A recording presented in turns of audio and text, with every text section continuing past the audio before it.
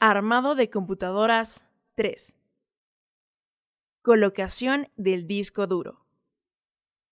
Lo primero que debes hacer es configurar los puentes o jumpers en la parte trasera del disco duro, de acuerdo con la forma en que éste vaya a funcionar, ya que estos operan como unidades maestras o esclavas. Por lo regular, para que un disco duro funcione como maestro, es necesario que se unan los dos pines que están marcados como MA o como se señala en la etiqueta o manual del disco duro. En el siguiente croquis se puede observar una tarjeta madre con la conexión a dos discos duros, uno maestro y otro esclavo, en caso de requerir más de un disco duro. En nuestro caso, instalaremos el disco duro como maestro, master. Para ello, se debe colocar un puente o jumper en las dos primeras patitas de la parte posterior del disco duro, como se muestra en las figuras. Para saber cuál es la patita número 1, toma el disco duro por la parte donde están las conexiones, viendo hacia ti. En la sección de jumpers, la numeración comenzará de izquierda a derecha y de arriba hacia abajo. Una vez configurado el disco duro, colócalo en la bahía que hayas seleccionado en el gabinete. Es común que los circuitos descubiertos se coloquen hacia abajo y el lado en donde se ubica la etiqueta de la marca del disco duro quede hacia arriba. Los orificios donde se atornillará el disco duro deben coincidir con los de la bahía. Atornilla el disco duro perfectamente. Con la ayuda del manual de la tarjeta madre, localiza el enchufe, conector IDE, en donde se habrá de conectar el cable de datos, bus.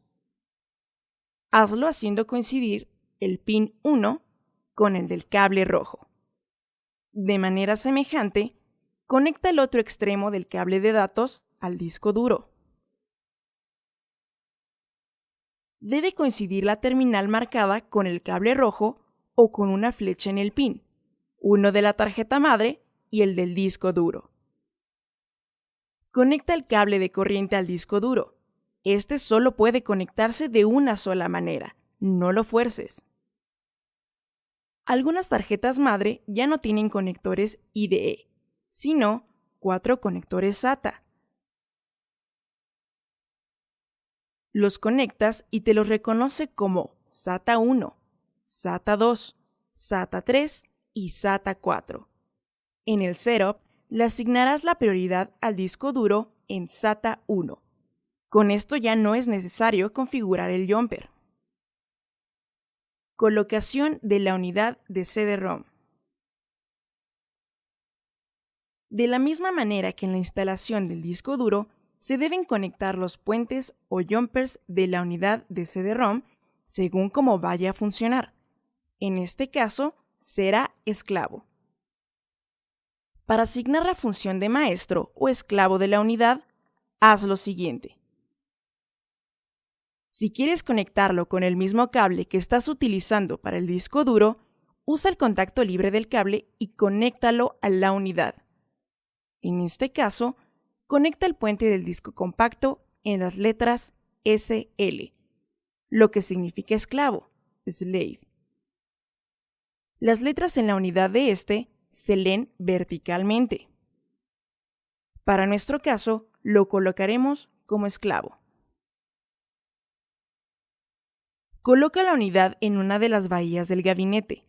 Quita una de las tapas de la parte delantera de este. Son las más grandes. Y haz coincidir los orificios de la unidad de CD-ROM con los de la bahía y atorníllalos.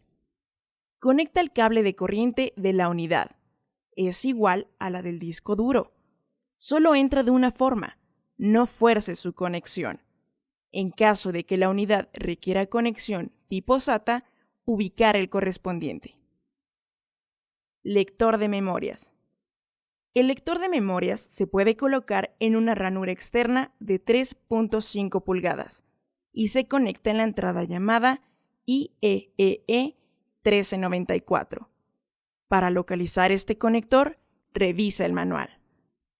Panel posterior soporte USB. Puedes comprar estos tipos de soportes. Sigue estos pasos para instalarlo. 1. Coloca el soporte en el panel posterior del chasis. 2.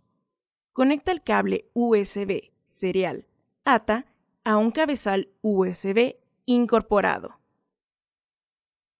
3.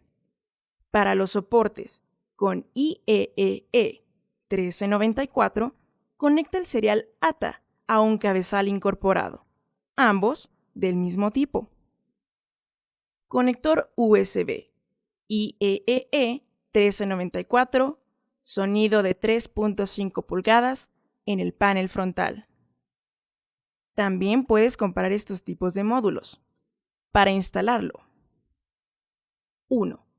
Inserta el módulo de 3.5 pulgadas en el compartimiento de unidad del chasis. 2. Conecta el cable USB serial ATA a un cabezal USB incorporado. 3. Conecta el IEEE 1394 serial ATA a los cabezales del mismo tipo. Conecta el sonido serial ATA al cabezal de sonido incorporado del panel frontal. Conexión de los componentes externos al gabinete. Sin tapar el gabinete, conecta todos los componentes exteriores. Empieza por enchufar los conectores del teclado y el ratón. Localizará el lugar donde se conectan, por sus dibujos o por los colores: morado para el teclado, verde para el ratón. Enchufa el cable de señal del monitor en su conector respectivo, el cual identificará por su dibujo o el color azul. Recuerda no forzar la conexión, ya que podrías doblar las patitas del conector. Conecta los cables de corriente a la fuente de voltaje del gabinete y al monitor. Enchufa estos mismos cables a un contacto de corriente eléctrica. Configuración de la computadora. Para que puedas utilizar la computadora, es necesario que la primera vez que la enciendas, introduzcas alguna información que te permita recordar algunos datos e instrucciones, como la fecha y hora, la identificación del disco duro con que cuenta y la secuencia en la que debe arrancar. Todo lo anterior se logra por medio de la configuración que se conoce como Setup. Para lograr la configuración de su computadora, haz lo siguiente. Identifica las teclas para entrar al Setup. En algunas puede ser F10, F2 y suprimir, y manténlas presionadas. En la pantalla del monitor aparecerá el menú de programa de configuración, Setup. Aparecerá una pantalla similar a la que se muestra a continuación. Esta pantalla indica las partes de la computadora que pueden ser configuradas. En nuestro caso, solo necesitamos configurar dos partes del Setup, el estándar CMOS Setup y la de Advanced Setup. La primera nos permite establecer la fecha, la hora y la instrucción para que detecte el disco duro que tiene nuestra máquina. Las letras de CMOS se refieren a que en un circuito funciona con la energía de una batería en la computadora. Ahí se guardarán los datos que se le introduzcan. En el Advanced Setup se establecerá la secuencia de arranque de la computadora. Recuerda que aquí se le indicará a la computadora en qué lugar debe leer primero al arrancar, y que si no hay información en este sitio, entonces debe buscar en el disco duro o en el disco compacto. Una vez que terminaste de configurar el setup, sal y guarda los cambios. Ahora procede a cargar el sistema operativo y los drivers, y si se requieren, también los programas. Recuerda que para asegurar que has realizado un trabajo de calidad, verifica que cada uno de los componentes de la computadora esté funcionando correctamente, así como los programas instalados. Por último, entrégale el equipo al cliente, mostrándole su correcto funcionamiento, y coméntale de los programas que has instalado. Dile que los programas pueden ser libres o comerciales. Para estos, se debe adquirir una licencia en un centro autorizado.